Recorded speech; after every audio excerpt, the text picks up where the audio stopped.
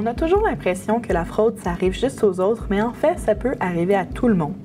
Bienvenue à tous, je m'appelle Valérie Thibodeau, je suis notaire et vulgarisatrice juridique pour l'équipe d'Éducalois. Aujourd'hui, on va vous parler de fraude. Mais avant de commencer, j'aimerais rapidement vous expliquer qu'est-ce que c'est Éducalois.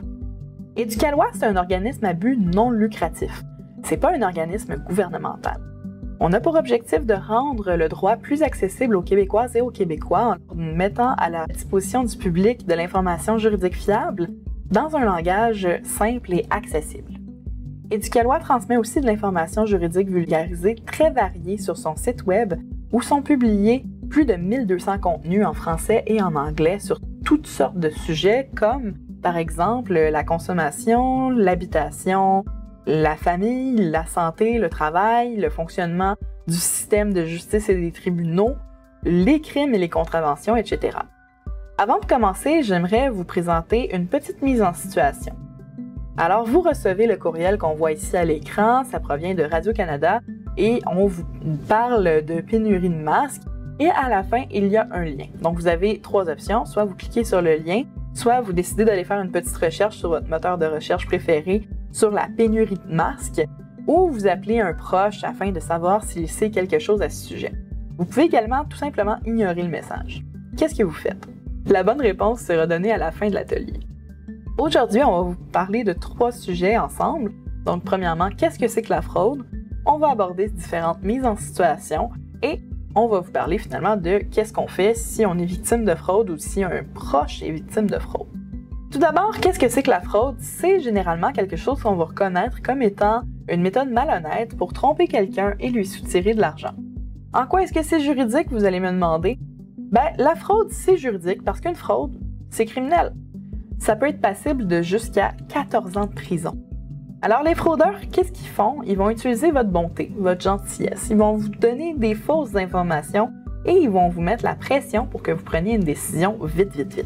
Par exemple, vous pourriez avoir un professionnel de l'investissement qui vous contacte, donc soit un planificateur financier, un courtier en assurance ou en placement. Méfiez-vous si le prétendu spécialiste qui vous propose un investissement n'a pas de permis ou s'il vous offre une occasion en or, s'il dit qu'il a des informations secrètes sur un investissement et que vous devez signer très vite. Le problème avec cette situation, c'est que l'information secrète, elle est peut-être vraie, mais ça se pourrait que ce soit illégal de l'utiliser. Vous pourriez en fait être accusé de ce qu'on appelle un délit d'initié. Méfiez-vous aussi si cette personne-là insiste pour que vous signiez très rapidement un contrat ou un formulaire sans vous laisser le temps d'y penser ou de consulter un autre professionnel, ou si on refuse de vous donner les renseignements nécessaires avant que ce soit signé. Pour vous protéger, vous pouvez faire des recherches. Vous pouvez vérifier que le professionnel avec lequel vous faites affaire a un permis auprès de l'Autorité des marchés financiers pour exercer ses activités. L'Autorité des marchés financiers, c'est un organisme qui est mandaté par l'État, notamment pour encadrer les activités de distribution de produits et services financiers et pour aider les consommateurs. Le professionnel doit suivre de la formation pour être détenteur d'un tel permis et il doit respecter des règles déontologiques pour le conserver. Parmi ces règles-là, on retrouve l'obligation de ne pas donner de fausses informations, d'agir avec intégrité, de favoriser la compréhension des types d'investissements et des services offerts, etc. Les organismes responsables des différents permis surveillent leurs membres et peuvent intervenir dans un cas de manquement, de fraude ou d'abus. Vous pourriez même être dédommagé par une assurance responsabilité ou un fonds d'indemnisation en cas de perte causée par un manquement de votre professionnel. Alors, comment est-ce qu'on fait pour détecter une fraude? On vous propose une solution. Il n'y a pas seulement que cette solution-là qui peut être valide, mais ça, c'est des indices qui pourraient vous aider. Alors, d'abord, on vous propose de faire des recherches. Donc, c'est-à-dire, reconnaissez le problème en décelant des indices de fraude, en trouvant des informations, en faisant des recherches sur le web ou en discutant avec des amis, des collègues, de la famille, etc. Vous pouvez ensuite cibler des solutions comme, par exemple, de ne pas donner de renseignements personnels et de s'informer auprès d'une ressource. Et par la suite, c'est d'agir ou souvent de ne pas agir. Donc, c'est-à-dire de dire non à la fraude, de dénoncer la fraude. Quand on dit de faire vos recherches, c'est que si une compagnie vous approche sans que vous l'ayez demandé en premier, N'utilisez pas les coordonnées ou les liens qu'elle vous fournit. Non. Allez directement à la source. Informez-vous auprès de l'organisme directement, auprès des coordonnées que l'organisme met à disposition du public sur son site web, par exemple. S'il s'agit d'un professionnel, vérifiez qu'il est bien ce qu'il prétend être auprès de son ordre professionnel. Et si une personne vous appelle, vous demande de l'aide et que vous ne reconnaissez pas le numéro, confirmez la situation en parlant à ses proches. Ouais, même si elle vous demande de garder le silence. Ne donnez surtout pas de renseignements personnels. Honnêtement, un fraudeur n'a besoin que de votre nom, votre adresse, votre date de naissance et un numéro de téléphone pour voler votre identité. Une fois qu'il a votre nom, il peut aller chercher votre date de naissance sur Facebook si vous l'avez affiché. Il peut aller chercher votre adresse sur le site des pages jaunes. Il peut aller trouver le nom de jeune fille de votre mère sur un site web comme ancestry.ca et un paquet d'autres informations sur un site web qu'on appelle people.com. Donnez-en le moins possible. Et n'ayez pas peur de dire non, donc plus la personne qui vous parle elle est insistante et vous met de la pression, plus c'est louche. Vous n'êtes pas obligé de faire toutes ces étapes en ordre, mais vous pouvez les suivre jusqu'à ce que vous ayez pris une décision quant à ce que vous allez faire. La première mise en situation dont je vais vous parler, c'est celle du site de rencontre. Alors, comment ça fonctionne? Vous vous inscrivez sur un site de rencontre et vous rencontrez quelqu'un qui est vraiment à votre goût. Ça clique, la personne elle habite loin, mais ça ne vous arrête pas. Et un jour, l'élu de votre cœur vous envoie un message dans lequel il explique que ça va mal parce qu'il aimerait vraiment venir vous rencontrer, mais le billet d'avion coûte trop cher. Qu'est-ce que vous faites? Donc, vous pouvez lui envoyer de l'argent, vous pouvez lui offrir de vous rendre chez lui à la place, et vous pouvez lui dire « Écoute, je m'excuse, j'ai pas les moyens non plus ». Il y a une fraude assez courante qui circule et qui implique des fraudeurs qui vont utiliser une fausse identité pour charmer un interlocuteur et lui soutirer de l'argent. Les techniques utilisées sont nombreuses. Ils vont créer un faux profil sur une application ou un site de rencontre. Ils vont utiliser des photos volées ou même en faire par des gens qui vont poser pour eux. Ils vont utiliser leur image. Et même la vidéoconférence n'est pas nécessairement un gage que la personne est réellement celle qu'elle prétend être. Il y a maintenant des moyens qui sont très avancés et que les spécialistes de l'informatique peuvent utiliser pour imiter la vidéo de quelqu'un, comme par exemple ce qu'on appelle le deepfake. Ils vont ensuite se faire passer pour cette personne. L'arnaque peut durer plusieurs mois et éventuellement, un événement va se produire comme un accident, une maladie, des frais de voyage pour se rencontrer, des démêlés avec la justice, etc. Ou sinon, on va faire pitié jusqu'à ce que vous proposiez vous-même d'envoyer de l'argent. Alors, si on se rappelle la méthode dont on a discuté un petit peu plus tôt pour détecter une fraude, faites vos recherches, ne donnez pas de renseignements personnels, n'ayez pas peur de dire non. Je peux rechercher ma situation, voir s'il y a des fraudes similaires à ce que je vis qui ont été déclarées. Par exemple, en septembre en 2020, il y a un important réseau d'arnaques amoureuses au Québec qui a été démantelé. Je peux également en parler avec un proche, il va peut-être faire cette recherche-là pour moi ou peut-être qu'il l'a même déjà fait. Ensuite, je peux refuser tout simplement, je n'envoie pas d'argent, je ne donne pas mon adresse et je peux attendre que la personne vienne à moi ou pas selon ma situation. La deuxième mise en situation dont je veux vous parler, c'est celle de l'Agence du revenu. Vous recevez le courriel qui est à l'écran ici, donc l'Agence du revenu vous envoie par virement Interac la somme de 1 000 $ et vous invite à le déposer dans votre compte. Ce qui arrive, c'est que si vous cliquez sur le lien qui est fourni, vous allez atterrir sur un site web qui ressemble étrangement à celui de votre institution financière et on va vous inviter à rentrer le code de votre banque ou votre code d'accès. L'Agence de revenus du Canada n'envoie pas d'argent par Interac. Ils vont soit faire un dépôt direct après avoir obtenu votre permission au préalable ou ils vont vous envoyer un chèque. Ils ne passent pas par virement Interac. C'est tellement facile de créer un faux courriel que l'image que vous voyez à l'écran ici, c'est moi qui l'ai fabriquée en quelques minutes, alors même que je n'ai même pas de formation en graphisme. Dans la même veine, si vous recevez un courriel qui prétend qu'un de vos comptes a été trafiqué et que vous devez cliquer sur un lien pour corriger la situation, c'est louche. Même chose si on vous apprend que vous avez gagné une croisière ou une loterie alors que vous n'avez participé à aucun concours. Les fraudeurs peuvent vous contacter par courriel, par texto, par téléphone, peuvent vous envoyer une lettre. Il y a vraiment plein de techniques qui existent pour ça. Si on applique la même méthode que pour la dernière mise en situation, alors vous pouvez faire de rapides recherches sur ce qui est en train de vous arriver. et en parler avec des proches pour voir si ce type de fraude-là est documenté. On va vous demander également des renseignements personnels, donc ce qu'on vous invite à faire, c'est à ne pas cliquer sur un lien d'un destinataire que vous ne reconnaissez pas et on vous invite enfin à supprimer le courriel. La prochaine situation dont je vais vous parler, c'est celle de la vente d'une maison à l'insu de son propriétaire. Généralement, ça va arriver dans un cas où les 3 conditions suivantes sont réunies. Donc, on a des propriétaires qui partent vivre à l'étranger pendant plusieurs semaines, voire même plusieurs mois.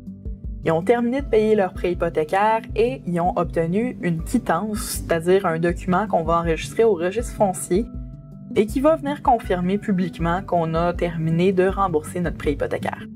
Alors, ce document-là, il est obligatoire lorsque vous vendez votre maison et tant qu'il n'est pas obtenu, ça se peut que vous payiez des paiements d'assurance plus élevés. Sur le registre foncier, n'importe qui peut y accéder. Si, par exemple, je veux savoir si mon voisin a une hypothèque sur sa maison, j'ai juste à rentrer son adresse, je vais trouver son numéro de lot et je vais trouver son hypothèque, quand est-ce qu'il l'a fait, je vais savoir même c'est pour combien qu'il a emprunté, je vais savoir toutes sortes d'informations comme ça.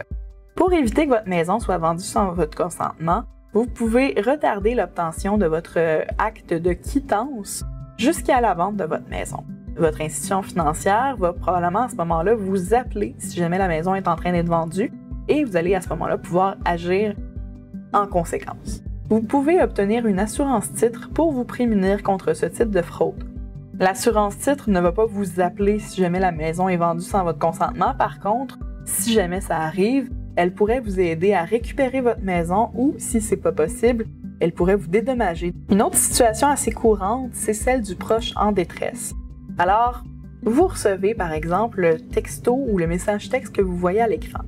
Donc, ça provient d'un destinataire inconnu et ça dit la chose suivante. Donc, allô grand-maman, j'ai besoin d'aide, je viens d'avoir un accident de voiture.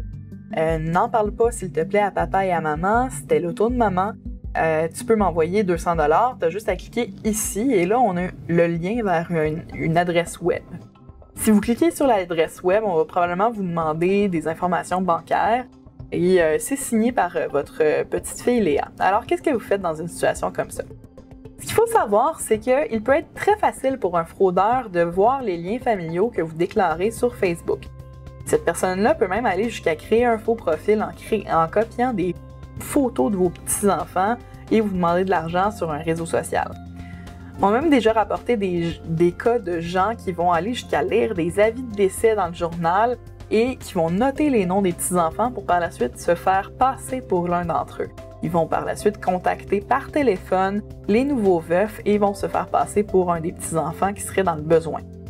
La demande d'argent peut se manifester sous plusieurs formes. Par exemple, un autre scénario populaire, c'est celui où on a un proche qui prétend avoir des démêlés avec la justice et avoir besoin d'argent. Pour se prémunir contre ça, vous pouvez poser des questions auxquelles seul un proche serait capable de vous répondre. Vous pouvez aussi utiliser les moyens que vous utilisez habituellement pour rejoindre le proche en question. Donc, par exemple, je reçois ce message-là d'un destinataire inconnu.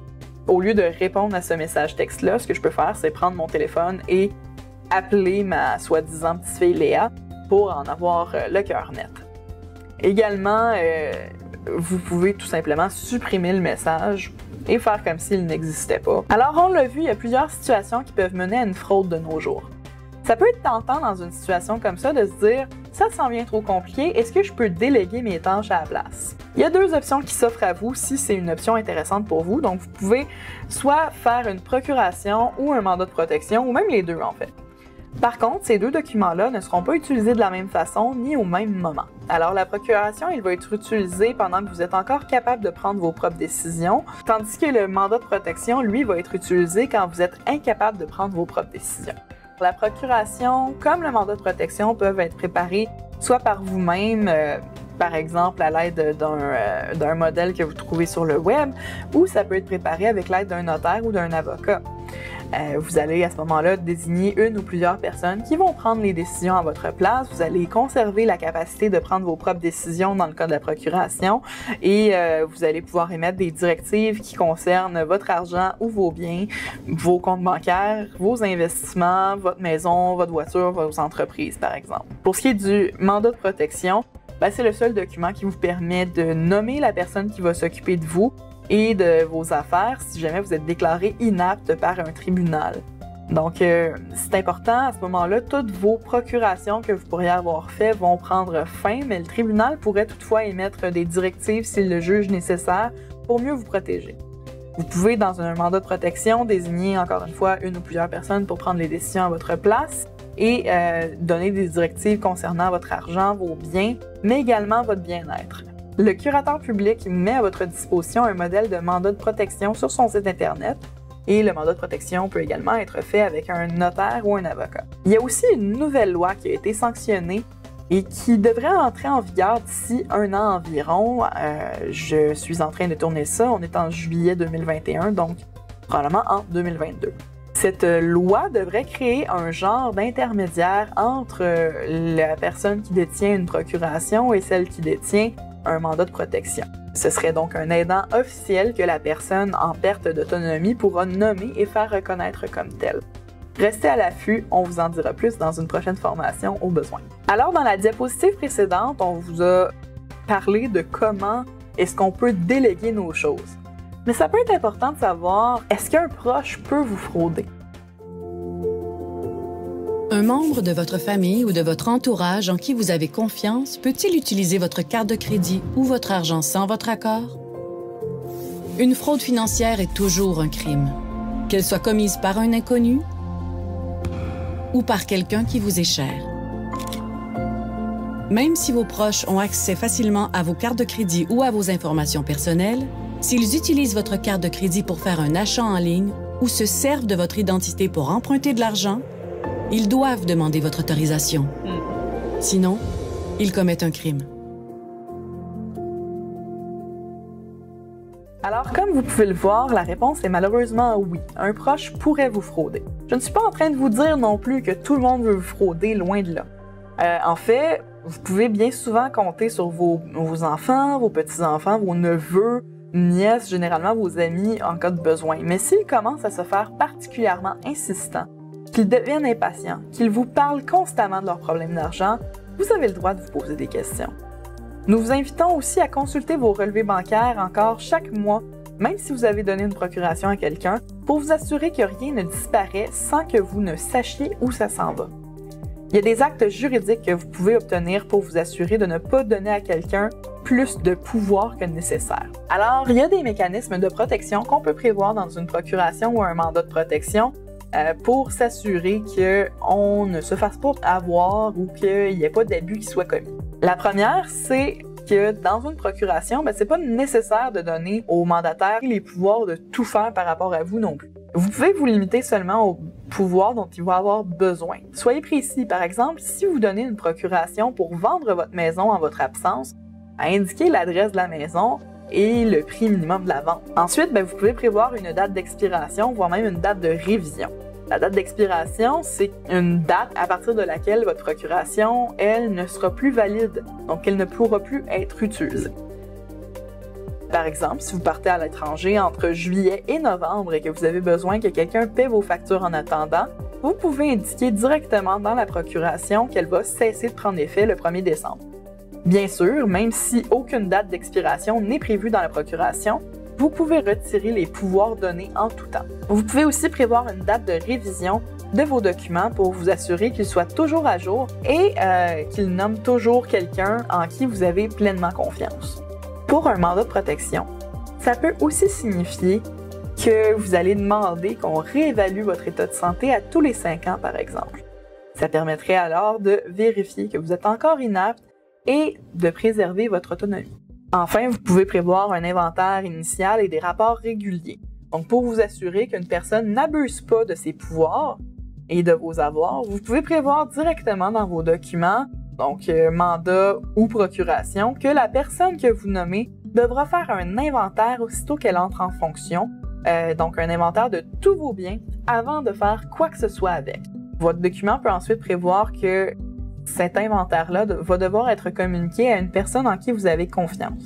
Vous pouvez prévoir que votre mandataire ou votre procureur va devoir faire des rapports à intervalles réguliers, donc soit à chaque mois, à chaque année, à chaque 6 mois, à chaque trimestre, comme vous voulez, Ça va permettre à ce moment-là qu'il y ait au moins un suivi et en cas d'abus, la personne qui reçoit les comptes pourra les signaler. Alors, qu'est-ce qu'on fait en cas de fraude? La première étape, ça serait de rassembler les documents qui démontrent que vous avez été victime d'une fraude. Ça peut être vos comptes bancaires, ça peut être des reçus, ça peut être des courriels, des messages textes, peu importe la documentation que vous avez, plus vous en avez, mieux c'est. Vous pouvez ensuite dénoncer la fraude. Quand on dit dénoncer la fraude, c'est que vous pouvez, oui, communiquer avec la police locale, surtout en cas d'urgence. Vous pouvez aussi communiquer avec la Sûreté du Québec au 514-598-4141. Les appels à frais virés sont acceptés. Et enfin, vous pouvez communiquer avec le Centre antifraude du Canada de la GRC, qui est au 1-888-495-8501. Enfin, vous pouvez porter plainte si jamais vous êtes victime d'une fraude. Il y a plusieurs ressources qui sont disponibles selon la situation dont vous ou un proche êtes victime. Vous pouvez retrouver la plupart d'entre elles sur le site web d'Éducalois dans un document intitulé « Protégez vos investissements, recours et ressources utiles ». On vous en présente quand même quelques-unes ici. Alors, il y a évidemment Éducalois qui est là pour vous donner de l'information juridique vulgarisée sur une foule de sujets, voire notamment notre guide sur la fraude financière. Vous pouvez également consulter le site web Trouver un notaire ou aller rechercher le service de référencement du Barreau du Québec pour préparer une procuration ou un mandat de protection. Comme on vous disait tout à l'heure, vous pouvez non seulement dénoncer, mais vous pouvez aussi tout simplement consulter le Centre antifraude du Canada de la GRC. Vous pouvez également signaler une situation d'abus ou de fraude envers une personne en perte d'autonomie ou inapte auprès du curateur public du Québec. Il y a également la Commission des droits de la personne et des droits de la jeunesse qui peut être contactée pour dénoncer une situation d'exploitation financière envers une personne aînée ou handicapée. Si vous devez signaler une situation d'abus ou de fraude financière survenue dans un établissement géré par le gouvernement du Québec, on vous invite à communiquer avec le protecteur du citoyen. Et enfin, pour obtenir un soutien en cas de maltraitance ou d'abus en matière financière d'un aîné, vous pouvez contacter la ligne d'aide abus aînés. Alors, revenons enfin au courriel qu'on avait au tout début. Donc, c'est le courriel qu'on recevait de Radio-Canada. Et ce courriel-là, je vous le donne en mille, ça serait probablement une fraude si vous receviez ça. Vous voyez, l'adresse courriel dit « Alerte à commercial Radio-Canada » au lieu de Canada. Alors, ça, c'est un indice souvent qu'on a une fraude. Quand il y a une faute de frappe dans l'adresse courriel, généralement, c'est louche.